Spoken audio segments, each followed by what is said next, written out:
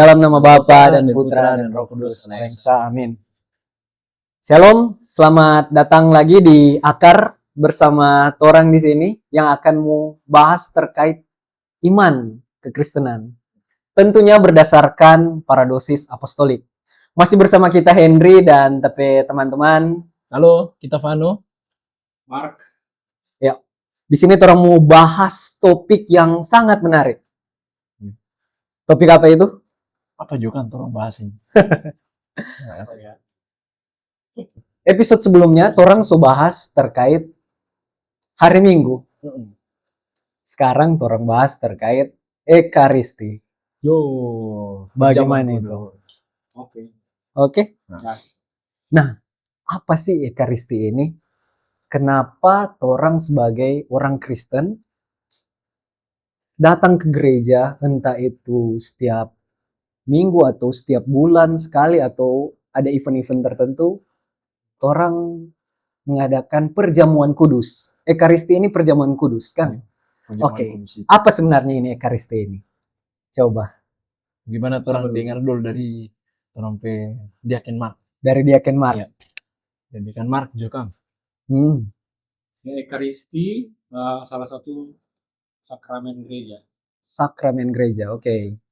Ini sakramen di gereja dari awal, dari semula. Ada sakramen baptis. Untuk masuk ke gereja dibaptis. Kemudian ada pengurapan minyak atau mairon, bagaimana Roh Kudus turun ke orang itu. Kemudian ada Ekaristi. Ekaristi, ya. Perjamuan kudus ya. Ya. Ekaristi itu sakramen Yesus Kristus datang hadir secara nyata dalam roti dan anggur. Hadir secara nyata dalam roti dan anggur. Ada yang bilang komuni kudus atau Ekaristi atau perjamuan kudus. Perjamuan. Oke. Ya. Sakramen yang lain misalnya pengakuan dosa atau sakramen tobat dan dosa, sakramen perkawinan, dan ada sakramen imamat, dan ada pengurapan orang sakit. Ini salah satu dari sakramen. Ada apa itu sakramen? Apa itu sakramen? Sakramen adalah misteri Allah. Misteri Allah turun melalui gereja. Misteri Allah turun melalui gereja. Berarti cuma gereja yang boleh bikin. Ya. Sakramen ini turun tahu yang buat siapa ya? Yang mendirikan gereja. Tuhan Yesus berarti ya. Menarik. Ada 7 sakramen. Ini misteri Allah yang diberikan kepada umat manusia melalui gereja. Oke, menarik. Mungkin Henry, orang bahas dulu sakramen perjamuan kudus kan? Perjamuan kudus, betul sekali. Ekaristi. Apa sebenarnya ini Ekaristi ini? Ekaristi tidak jauh-jauh orang melihat Alkitab. Apa yang Alkitab bilang itu ada di Matius, Markus, Lukas dengan Yohanes. Jadi kalau yang lalu orang bahas tentang Ekaristi karena di Yohanes 6 Yesus bilang, akulah roti hidup. Roti hidup. Dan Tuhan Yesus bilang di situ untuk makan, kalau tidak makan roti ini tidak bisa hidup kekal. Tapi orang lihat baca juga di Alkitab di Matius 26 ayat 26 sampai 29. Kita bacakan juga. Boleh. Oke. Kita baca Matius 26 ayat 26 sampai 29. Dan ketika mereka sedang makan, Yesus mengambil roti, mengucap berkat, memecah-mecahkannya, lalu memberikannya kepada murid-muridnya dan berkata, ambillah, makanlah, inilah tubuhku. Sesudah itu ia mengambil cawan, mengucap syukur lalu memberikannya kepada mereka dan berkata, minumlah kamu semua dari cawan ini, sebab inilah darahku, darah perjanjian yang ditumpahkan bagi banyak orang untuk pengampunan dosa. Jadi ulang lagi di Markus 14 ayat 22 sampai 25. Dan ketika Yesus dan murid-muridnya sedang makan, Yesus mengambil roti, mengucap berkat, memecah-mecahkannya, lalu memberikannya kepada mereka dan berkata, ambillah, inilah tubuhku. Sesudah itu ia mengambil cawan, mengucap syukur, lalu memberikannya kepada mereka. Dan mereka semuanya minum dari cawan itu. Dan ia berkata kepada mereka, inilah darahku, darah perjanjian yang ditumpahkan bagi banyak orang. Di Lukas juga ada. Lukas 22 ayat 19 sampai 20. Kita baca. Lukas 22 ayat 19 sampai 20, lalu ia mengambil roti, mengucap syukur, memecah-mecahkannya dan memberikannya kepada mereka. Katanya, inilah tubuhku yang diserahkan bagi kamu, perbuatlah ini menjadi peringatan akan aku. Demikian juga dibuatnya dengan cawan sesudah makan. Ia berkata, cawan ini adalah perjanjian baru oleh darahku yang ditumpahkan bagi kamu. Dan yang seperti orang udah baca hari Minggu, Yohanes 6 ayat 53 sampai 56. Yesus berkata kepada mereka, aku berkata kepadamu, sesungguhnya jikalau kamu tidak makan daging anak manusia dan minum darahnya, kamu tidak punya hidup dalam dirimu. Barang siapa makan dagingku dan minum darahku, ia mempunyai hidup yang kekal dan aku akan membangkitkan dia pada akhir zaman. Sebab dagingku adalah benar-benar makanan, darahku adalah benar-benar minuman. Barang siapa makan dagingku dan minum darahku, ia tinggal dalam aku dan aku dalam dia. Nah, itu dari Alkitab berarti ya. Jadi secara Alkitab menggambarkan tentang apa itu Ekaristi dan siapa yang buat Ekaristi ini, yang mendirikan. Yaitu Yesus Kristus sendiri. Makanya ini sangat penting bagi orang Kristen yang mengaku Yesus Kristus itu sebagai Tuhan. Ekaristi sendiri itu bahasa apa? Ekaristi bahasa Yunani. Oke. Itu jadi kalau baca Alkitab lihat bahasa Yunani, di situ tulis tentang Ekaristi. Itu yang memecah ucapan syukur. Mengucap syukur. Mengucap Iya, syukur. Ucapan syukur. Ucapan syukur berarti. Ekaristi itu artinya berarti ucapan Ya, syukur. ucapan syukur. Mengucap syukur berarti ya. Ucapan Oke, syukur. ucapan. Kalau di Minahasa itu sering berarti Ucapan ucapan bikin ucapan syukur, bikin Ekaristi. Bisa dibilang begitu? Tidak, tentunya. Bukan perayaan. Oke. Kalau ini kata berbeda. Betul. Tapi maksud dari kata itu memang benar-benar ucapan syukur ya. Ucapan syukur. Oke. Itu kesimpulan dari yang panjang itu yang Tuhan Yesus, yaitu dalam pengucapan syukur itu Tuhan buat apa? Dia ada memecah-mecahkan roti dan anggur sebagai untuk kita minum ya. Yang adalah tubuh dan darahnya sendiri.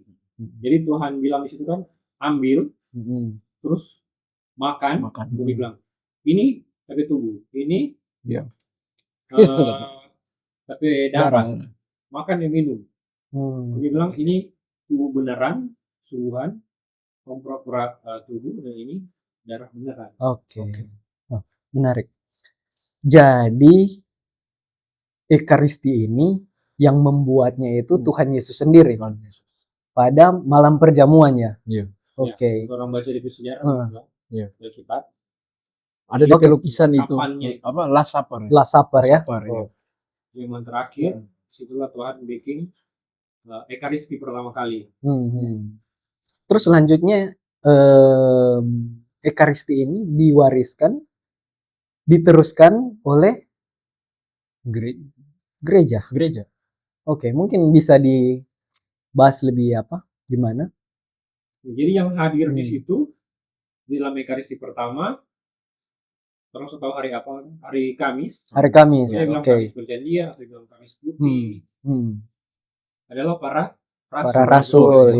Para rasul. Nah, di situ Tuhan yang ajarkan, makanya orang baca di Matius, Markus, Lukas, Yohanes, Injil kan tentang caranya dia menciptakan roti. Diajarkan dan disaksikan oleh dorang. Dorang yang lihat caranya, dorang yang tahu lebih cara seperti apa, dan dorang yang ajarkan ke murid-muridnya juga.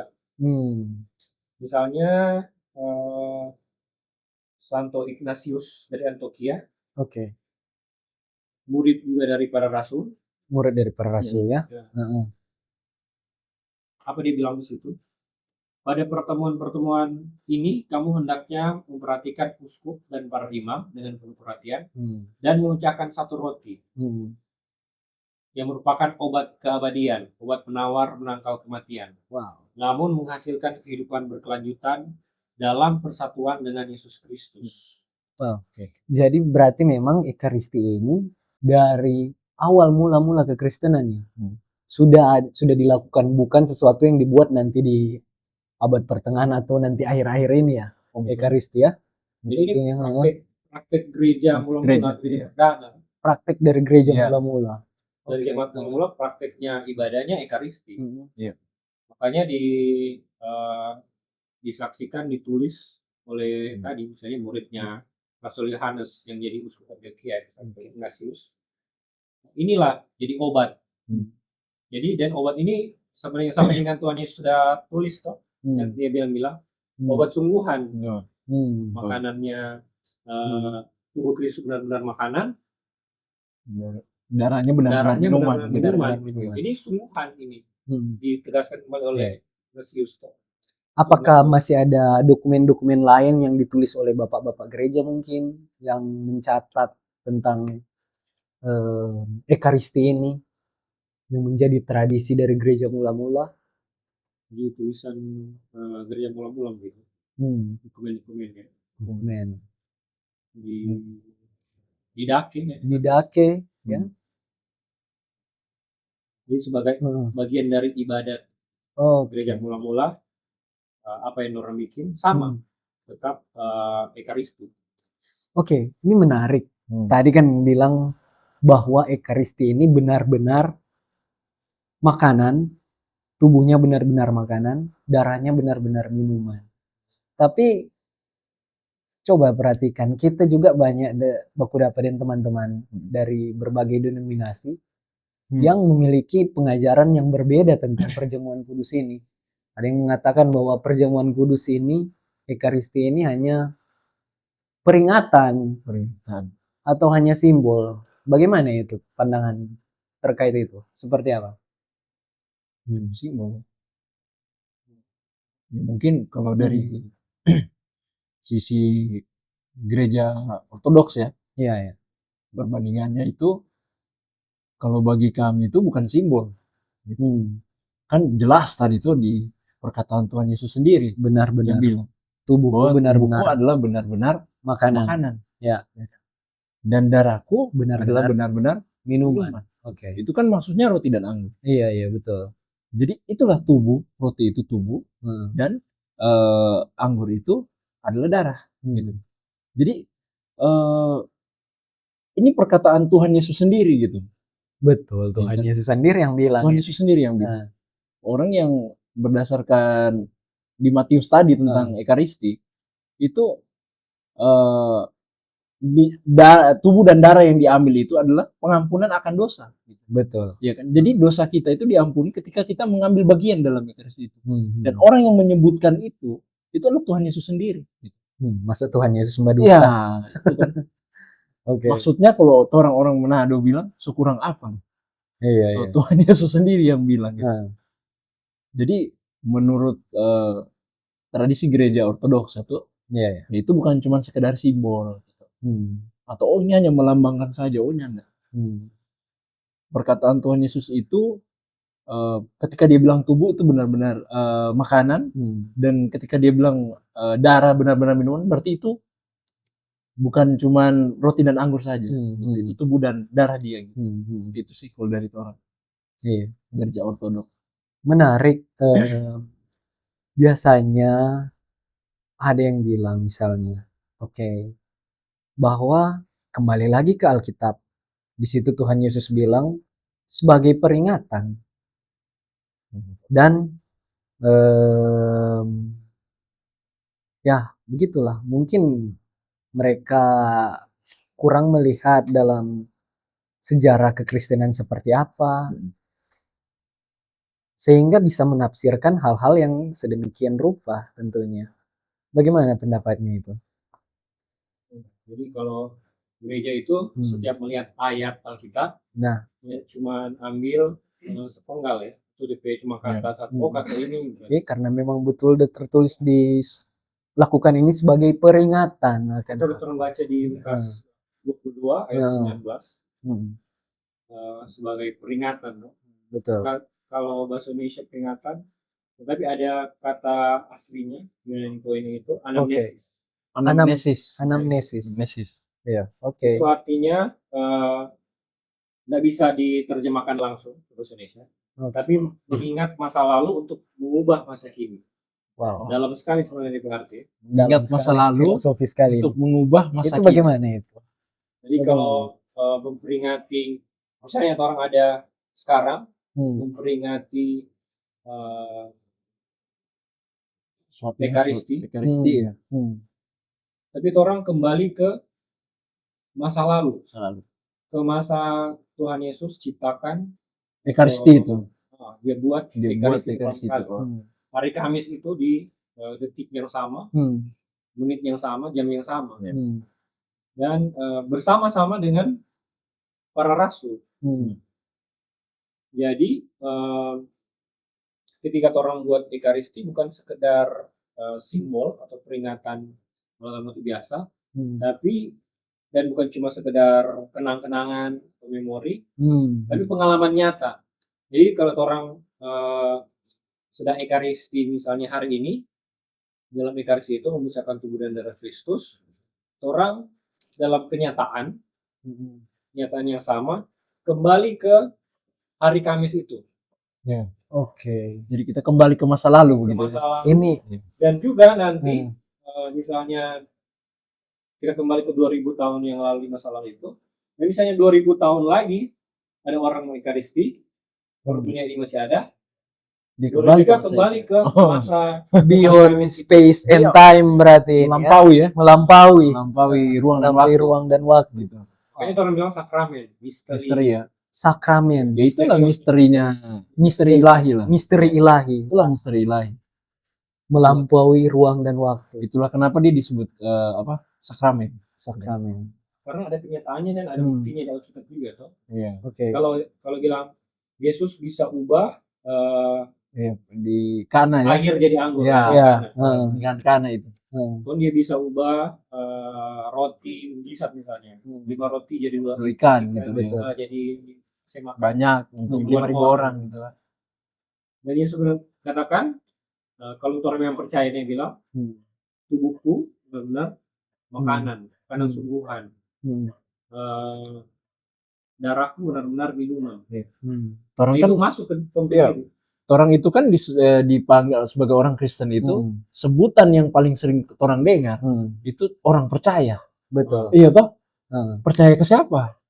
Ya ke Tuhan Yesus ya toh. Iya. Nah, bagaimana orang mau disebut orang percaya tapi kata-kata yang keluar atau firman yang keluar dari Tuhan Yesus sendiri itu orang tidak percaya gitu. Dan orang bilang cuma ini cuma simbol.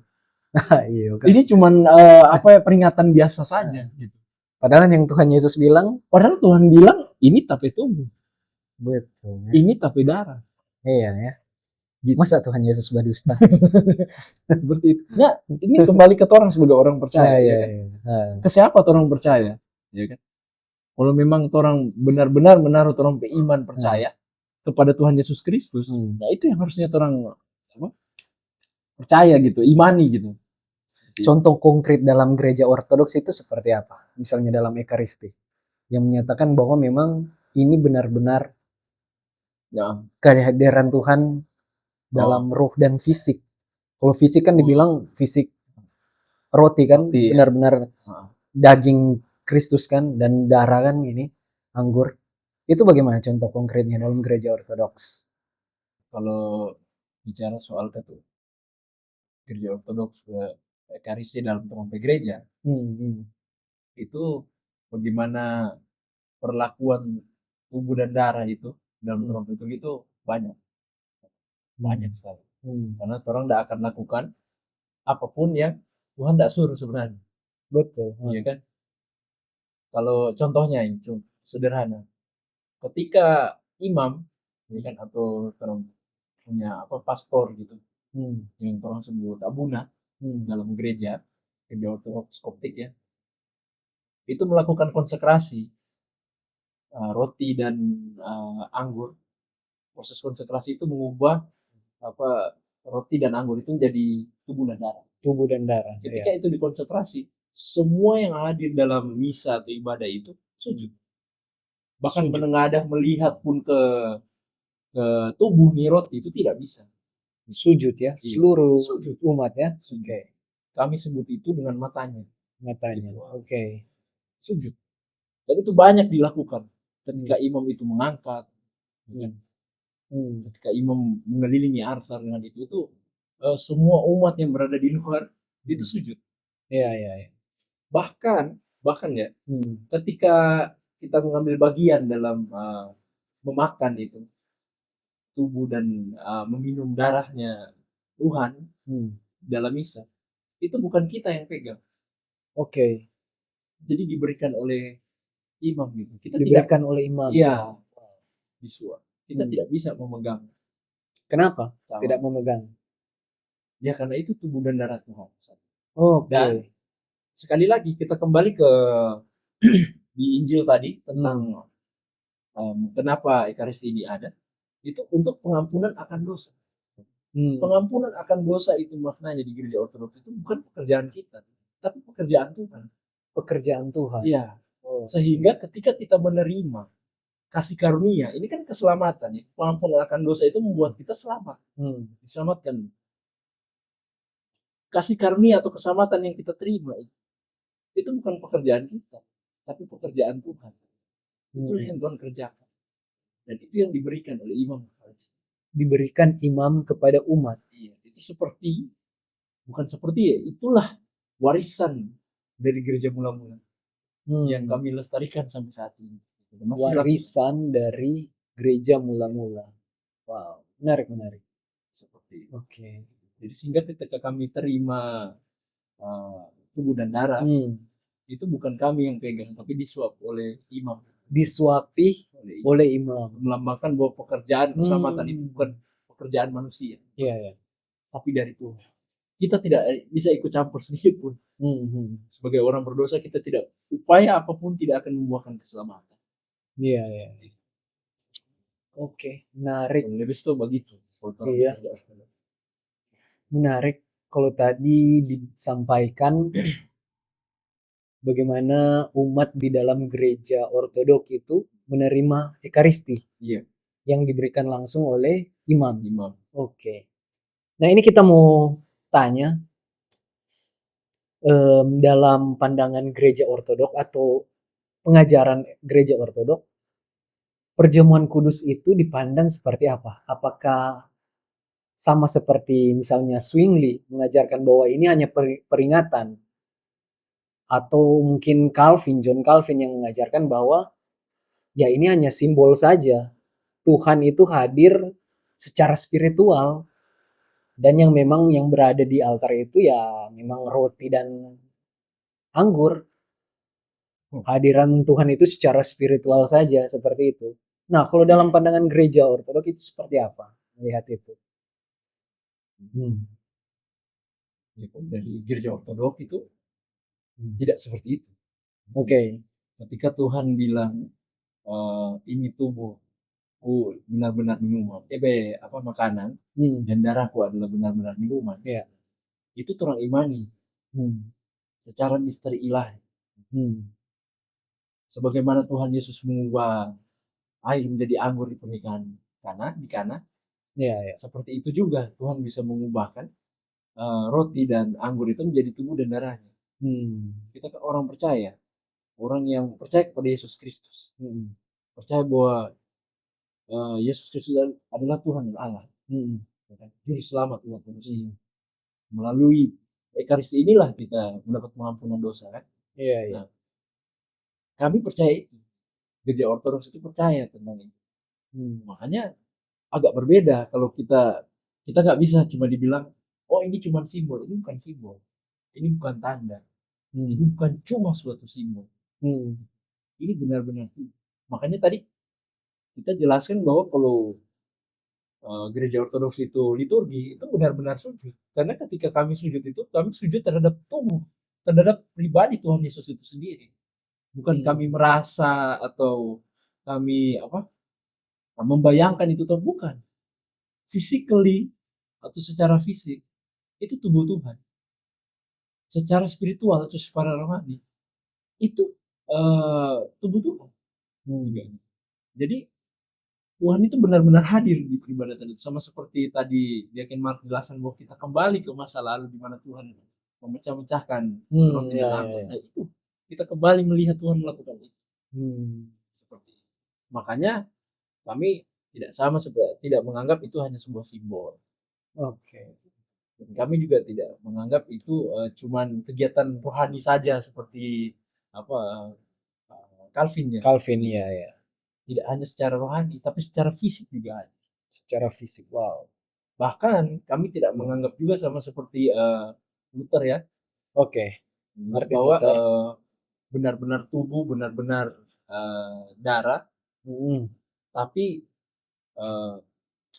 bisa dilakukan oleh semua orang, bukan. Tuhan menitipkan itu kepada rasul, itu paradosis. Tuhan menitipkan, memberikan pengajaran ini kepada para rasul, tidak untuk sembarang orang. Tidak. Para rasul kepada para penerus mereka dan seterusnya yang kami sebut suksesi apostolik. Jadi tidak semua orang bisa memberikan, sama seperti saya bilang tadi, kami tidak bisa pegang sendiri gitu. Iya, betul. Karena imam itu representatifnya Tuhan Yesus sendiri gitu, memberikan keselamatan itu. Gitu. Mereka lah yang diberi kuasa. Gitu. Seperti itu. Menarik.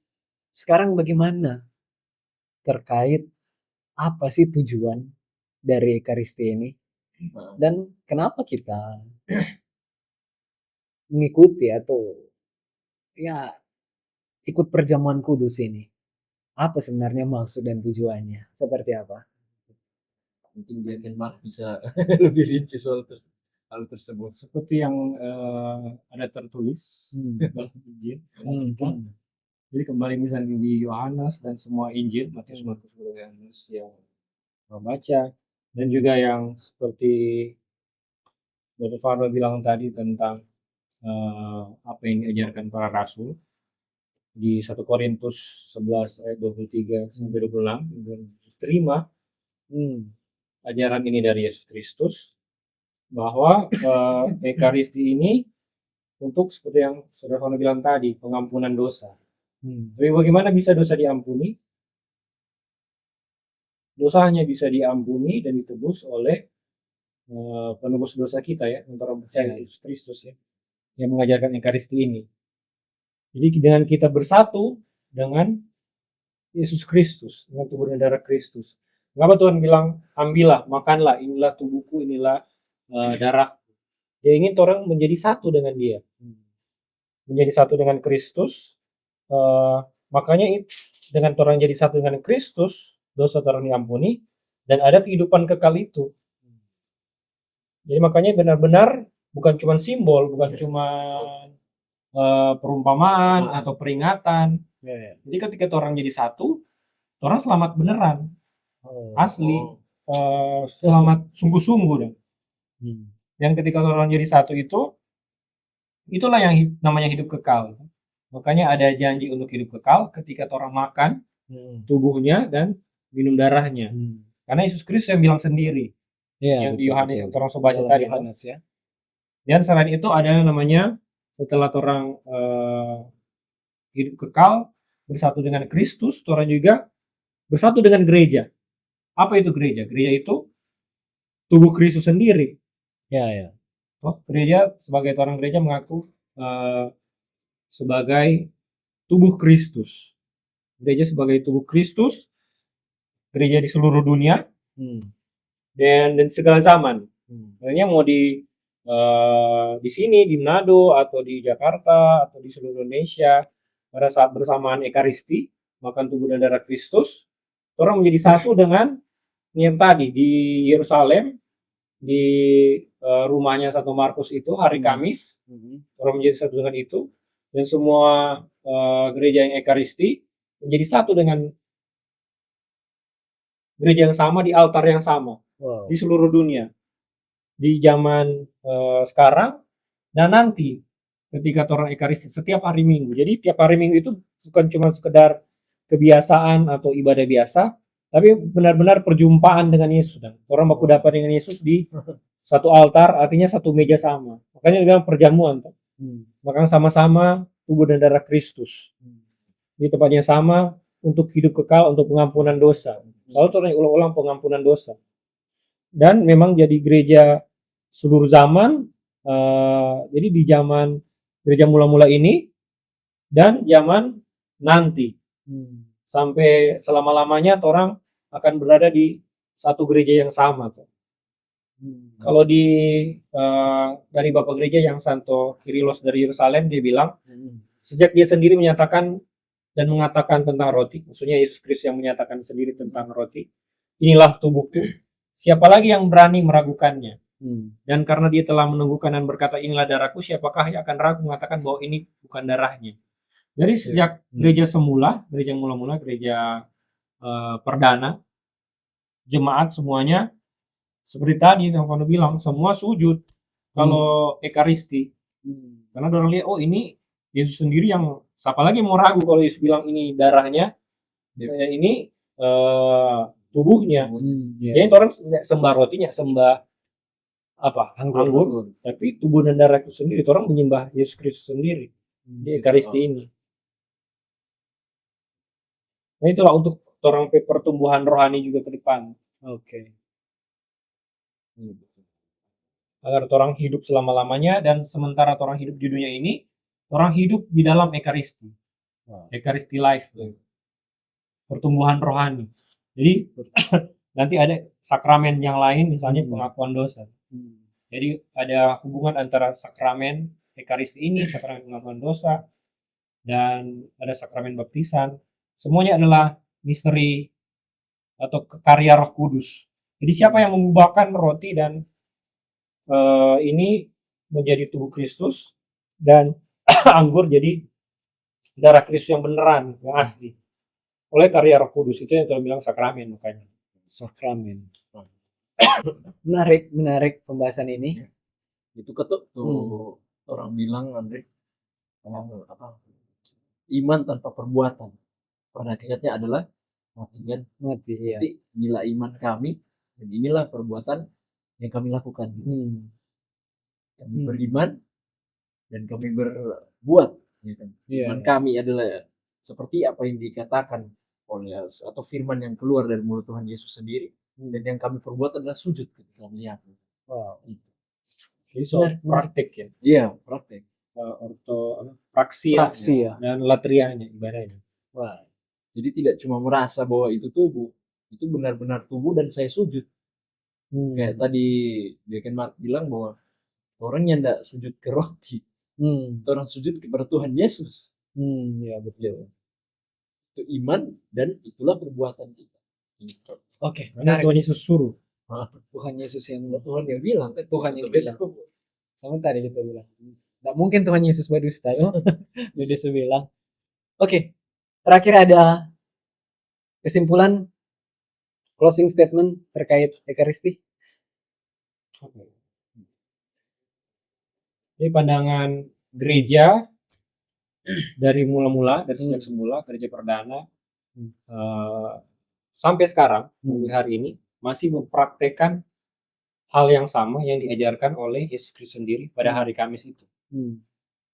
Kamis itu bahwa Yesus bilang, ambillah, makanlah, minumlah tubuhku, darahku. Jadi orang praktekkan, orang beriman di mana? Di gereja yang benar-benar diajarkan oleh Yesus Kristus sendiri, dan didirikan oleh Yesus Kristus sendiri. Dia bilang, aku akan mendirikan gerejaku dan alam maut tidak akan menguasainya. Makanya orang percaya itu, dan yang benar-benar gereja itu dari 2000 tahun lebih yang lalu sampai sekarang alam maut tidak menguasainya. Dan termasuk Ekaristi ini tidak dikuasai juga oleh alam maut itu. Betul. Karena ya Yesus Kristus sendiri yang bikin, dan ini kuat Ekaristi ini, sakramen ini, dan oleh karya Roh Kudus, orang imam-imam itu menerima caranya bagaimana Ekaristi dari uskupnya terima dari para bapak-bapak gereja yang adalah murid dari para rasul, dan rasulnya terima dari Yesus sendiri. Jadi nggak sama dengan orang bilang akar, kembali ke akarnya, yang nggak putus-putus sampai sekarang. Ada Ini rantai cara rasulianya. ibadahnya. Iya, Oke. jadi yang diterus sampaikan, yang diajarkan di seluruh Alkitab. Jadi ini kembali lagi ke Alkitab, kembali lagi ke Yesus. Iya. Apa yang Yesus ajarkan, orang praktekkan, orang imani lah. Iya, Tubuhnya benar-benar makanan, orang makan, masuk, menjadi hidup kekal for orang, pengampunan dosa, dan jadi pertumbuhan rohani for orang. Wow. Dan orang menjadi satu dengan seluruh gereja di seluruh dunia, dan di segala zaman, dan menjadi satu dengan Yesus Kristus sendiri, dan para orang-orang kudus. Oke. Inilah kekekalan hidup kekal. Oke. Sekian terampai pembahasan kali ini. Ya, thank you. Sangat Iya. berkati. Ya, Sangat kepada Allah memberkati. namanya amin. Pada alasan. Oke, teman-teman. Terima kasih sudah mengikuti perbincangan Ya. yang sangat menarik ini. Nanti teman-teman kalau misalnya tertarik dengan channel kita, channel Akar, boleh like, share, dan jangan lupa subscribe tentunya. Dan kalau misalnya ada pertanyaan mengenai iman kekristenan, boleh silahkan tulis di kolom komentar. Nanti orang mau bahas di episode-episode selanjutnya. Oke teman-teman, nggak bosan-bosan orang kasih ingat teman-teman. Mari orang ajak teman-teman untuk kembali ke akar. Berakar dalam iman, bertumbuh dalam kebenaran.